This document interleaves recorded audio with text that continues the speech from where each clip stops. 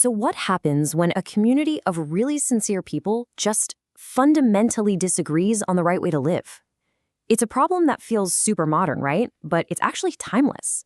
A guy we know as the Apostle Paul tackled this exact issue head on in a letter he wrote to a messy, multicultural community back in ancient Rome.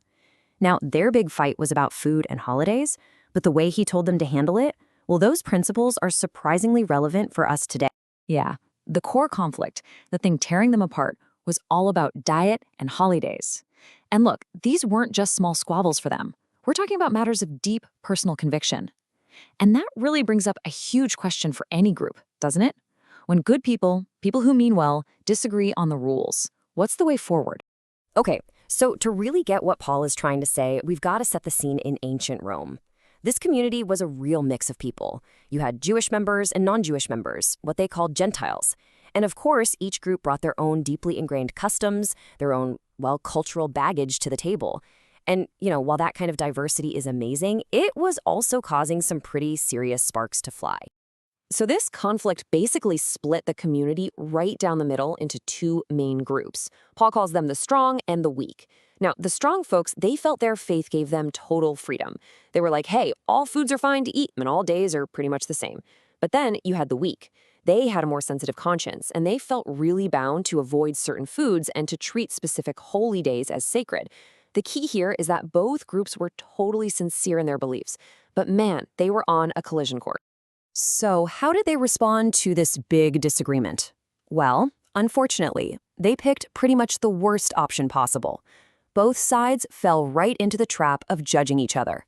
They started questioning each other's faith, their motives, the whole shebang. And Paul really drives this point home with a specific Greek word, krino. Now, this isn't just about having an opinion. Krino means to pass sentence, to condemn. It's heavy.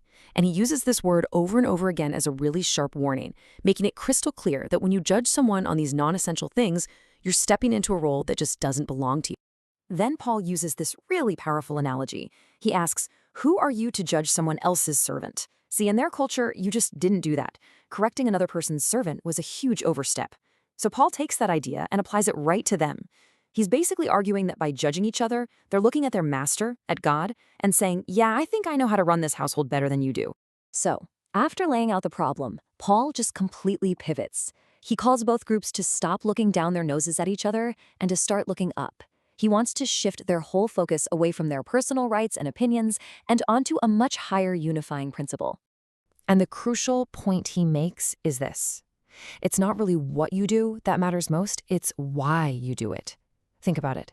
If one person eats all foods, they're doing it to honor God. If another person abstains, they are also doing it to honor God. See? When the ultimate motivation is the same, the action itself kind of takes a back seat to that person's sincere conviction. Paul's logic here is really profound.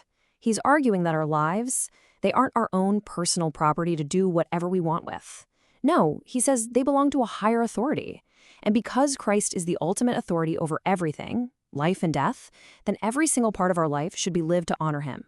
Man, a perspective like that really makes arguments over diet seem incredibly small, doesn't it? And then Paul just elevates the whole conversation even further. He basically contrasts the trivial stuff they were fighting about with the actual substance of their community's mission. He's showing them what they should really be concerned with. And wow, the contrast couldn't be more stark. Paul argues that this whole kingdom of God thing, it is not about rules for eating and drinking or winning debates over non-essentials. What it is about is righteousness, peace within the community, and this deep abiding joy from the Holy Spirit. It's like he's saying, guys, you're fighting over the menu, but you're completely missing the point of the entire feast. So what's the practical application here? It's actually really simple, but so powerful. The real measure of our choices in these gray areas shouldn't be, am I technically right? Instead, the question we should be asking is, does this action build up the person next to me? Does this contribute to peace? The health of the whole community? That's what trumps our own personal preference every time. All right, so finally, Paul doesn't just leave them with a bunch of principles. He gives them a person to imitate. He points them to the ultimate model for this kind of selfless, community-focused life. And this is the mic drop moment of the whole argument. The entire call to set aside our own preferences for the good of other people, is rooted in the example of Jesus Christ himself, the one who came not to be served, but to serve. I mean, if he didn't live just to please himself, how can anyone who follows him insist on getting their own way? So what's the big takeaway from all of this?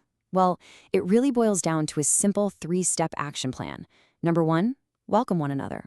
Accept people, imperfections and all, just like Christ accepted you. Number 2, build each other up. Actively prioritize choices that strengthen your community. And third, please your neighbor. Intentionally seek what's good for others, not just what feels right for you. And that really leaves us with a pretty challenging question for our own lives, doesn't it? In all the gray areas where we disagree, and let's be honest, that happens in our communities, at work, even in our own families.